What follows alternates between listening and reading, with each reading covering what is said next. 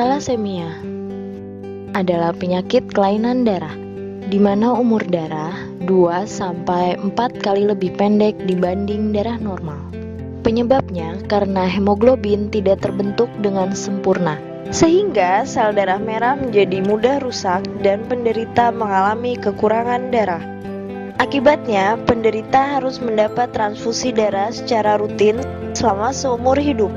Jika satu orang bisa donor darah 4 kantong dalam 1 tahun, setidaknya dibutuhkan 12 orang untuk mencukupi kebutuhan darah penderita talasemia selama 1 tahun.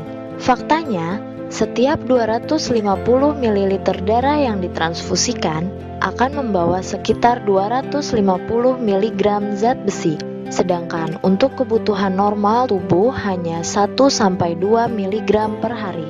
Akibatnya, terjadi penumpukan zat besi dalam tubuh dan bisa menyebabkan gagal jantung, pembekakan hati, dan limfa. Setiap 3 jam ada 1 anak yang menderita talasemia. Dalam 1 tahun diperkirakan akan ada 2.500 anak yang menderita talasemia.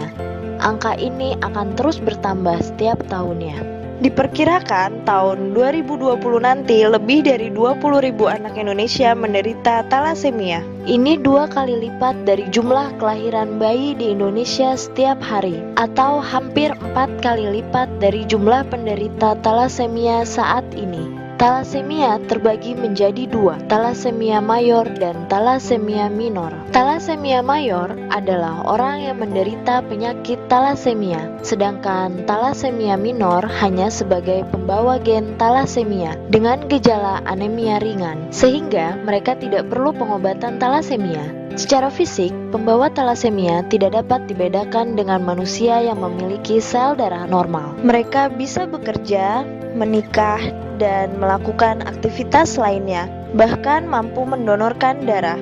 Talasemia bisa dicegah dengan cara menghindari pernikahan sesama pembawa talasemia.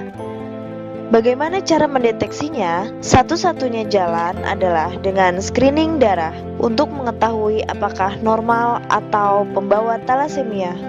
Bagaimana mekanisme penurunannya? Talasemia diturunkan dari orang tua kepada anaknya. Jika sesama talasemia mayor menikah, mereka akan melahirkan 100% anak talasemia mayor. Jika talasemia mayor menikah dengan pembawa talasemia, maka akan melahirkan 50% anak talasemia mayor. Jika sesama pembawa talasemia menikah, maka akan melahirkan 25% anak talasemia mayor. Akan tetapi, jika pembawa talasemia menikah dengan pasangan normal, maka tidak akan melahirkan anak talasemia mayor. Begitu juga jika talasemia mayor menikah dengan pasangan normal. Di Indonesia, 6-10 dari 100 orang adalah pembawa talasemia. Jika penduduk Indonesia berjumlah 200 juta jiwa, maka ada 20 juta orang pembawa talasemia. Ini setara dengan jumlah penduduk Yogyakarta 7 kalinya.